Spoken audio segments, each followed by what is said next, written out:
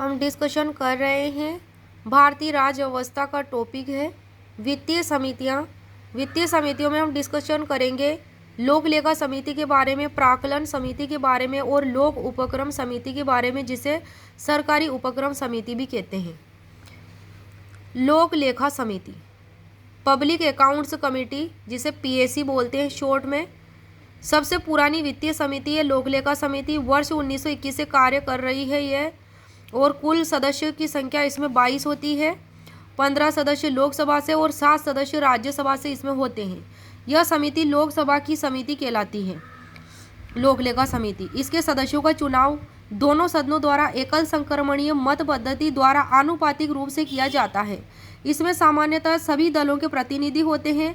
वर्ष 1967 के बाद से इस समिति का अध्यक्ष विपक्षी दल के किसी सदस्य को चुना जाता है। कब से? 1967 के बाद से किसको चुना जाता है? विपक्षी दल के किसी सदस्य को चुना जाता है इस समिति का अध्यक्ष, लोक लेखा समिति का। इस समिति के अध्यक्ष का चुनाव लोकसभा अध्यक्ष के द्वारा किया जाता है। जो सदस्य चुना जाता है अध्यक्ष, समिति के अध्यक्ष का चुनाव किसके द्वारा चुना जाता है? विपक्षी दल में से लोकसभा अध्यक्ष के द्वारा। और लोक लेखा समिति का कार्यकाल 1 वर्ष का होता है। कितने वर्ष का? 1 वर्ष का। लोक लेखा समिति, इसमें कोई मंत्री लोक लेखा समिति का सदस्य नहीं हो सकता। कोई मंत्री लोक लेखा समिति का सदस्य नहीं हो सकता। भारत में संघ तथा राज्यों के लेखा परीक्षण का अधिकार भारत के नियंत्रक और महालेखा परीक्षक अर्थात केग को दिया गया है। पीएसी मतलब लोक लेखा समिति, केग मतलब कि भारत का नियंत्रक और महालेखा परीक्षक द्वारा प्रस्तुत की गई रिपोर्ट का परीक्षण करती है। पीएसी समिति क्या करती है? केग द्वारा प्रस्तुत की गई रिपोर्ट का परीक्षण करती है। कौन करती है? लोक लेखा समिति। राष्ट्रपति द्वारा इन लेखाओं की रिपोर्ट को सदन के पटल पर रखा जाता है। अतः पीएसी का कार्य द्वितीयक होता है। किसका? लोक लेखा समिति का, क्योंकि नियंत्रक और महालेखा परीक्षक केग द्वारा प्रस्तुत रिपोर्ट पर यह कार्य करती है।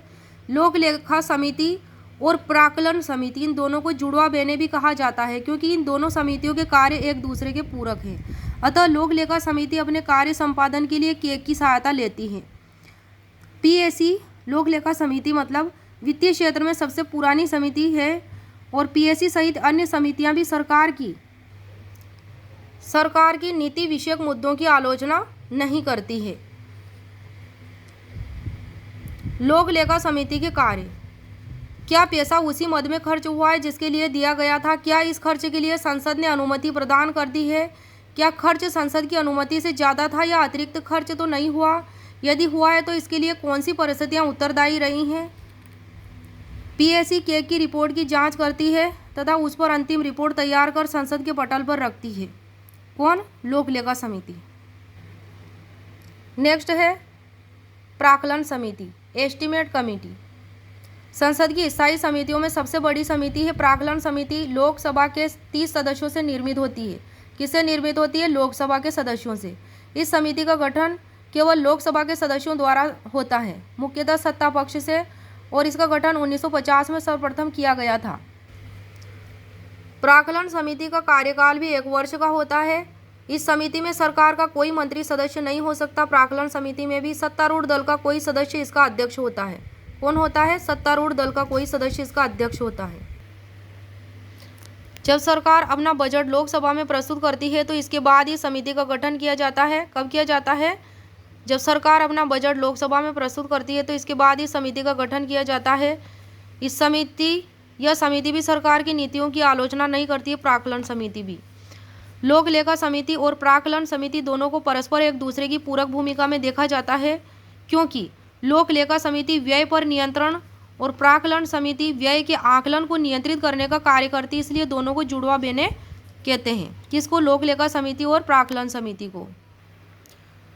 प्राक्कलन समिति यह सरकारी अपव्यय को रोकने की सुझाव देती है, इसलिए इसे स्थायी मितव्ययिता समिति भी कहा जाता है। प्राक्कलन समिति के प्रमुख कार्य: बजट अनुमान पर अध्ययन करने के बाद बजट में शामिल नीतियों से मितव्ययिता, संगठन में सुधार, कार्यकुशलता और प्रशासनिक सुधार के विषय में सुझाव देना। ये क्या है? प्राक्कलन समिति का कार्य है बजट अनुमान पर अध्ययन करने के बाद बजट में शामिल नीतियों से मितव्ययिता, संगठन में सुधार, कार्यकुशलता और प्रशासनिक सुधार के विषय में सुझाव देना और इस तथ्य की जांच करना कि क्या बजट अनुमान के अनुसार आवंटित धन उचित ढंग से सही जगह लगाया गया है अथवा नहीं। और इस समिति द्वारा यह भी सिफारिश की जाती है प्राक्कलन समिति द्वारा कि बजट अनुमान किस प्रारूप में संसद में पेश किया जाए। नेक्स्ट है लोक उपक्रम समिति। इसमें कुल सदस्य 22 होते हैं, 15 सदस्य लोकसभा से होते हैं और 7 सदस्य राज्यसभा से होते हैं। लोक उपक्रम समिति, इसमें भी लोक लेखा समिति की तरह कुल सदस्य 22 होते हैं। कार्यकाल इसका लेकिन 2 वर्ष का होता है।